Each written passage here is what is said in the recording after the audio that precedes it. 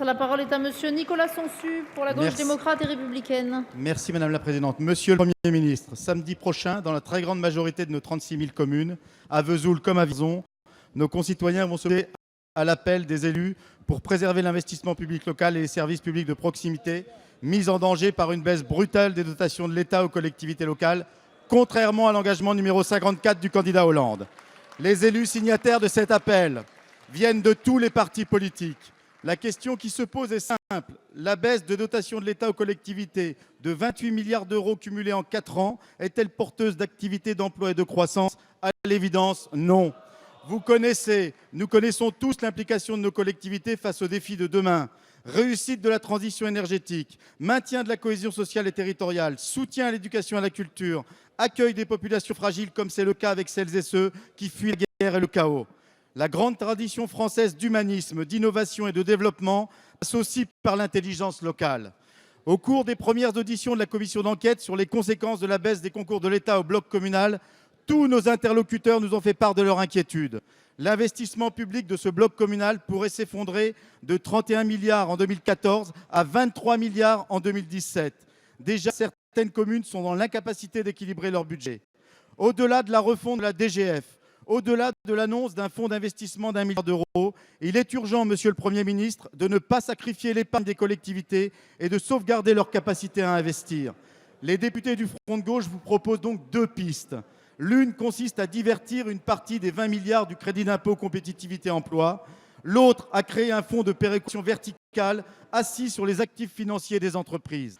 Le soutien aux territoires, aux communes et aux intercommunalités, c'est la défense de la République.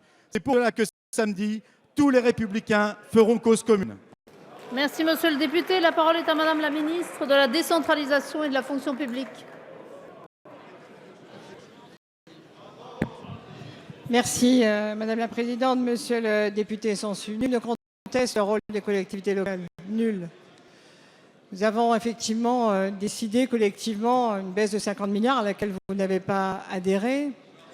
Mais il faut aussi penser, réfléchir ensemble à nos enfants, nos petits-enfants et à la dette. Ce n'est pas Bruxelles, ce n'est pas... Mais baisser la dépense publique, c'est quand même un objectif sur lequel on devrait avoir un débat serein. Concernant les collectivités territoriales, ce qu'il fallait faire et ce que nous avons fait, c'est donner plus aux communes les plus fragiles, augmenter la dotation de solidarité rurale, qui est une péréquation et qui permet à 10 000 communes de ne pas avoir de baisse, et augmenter la dotation, la DSU, dotation de solidarité urbaine, pour permettre aux communes les plus pauvres de faire face. Aujourd'hui, quelle est la situation? J'entends ce que vous dites sur la baisse des dotations, j'entends les difficultés. Bien sûr, mais sur l'investissement, vous dites c'est rien, c'est la possibilité de sortir beaucoup de dossiers avant la fin de l'année. Mais encore, nous sommes face à un dossier qui est très lourd. La DGF, la principale des dotations sur les 70 milliards que reverse à peu près l'État aux collectivités territoriales, et encore on ne consolide pas les chiffres. La DGF, elle est injuste, profondément injuste.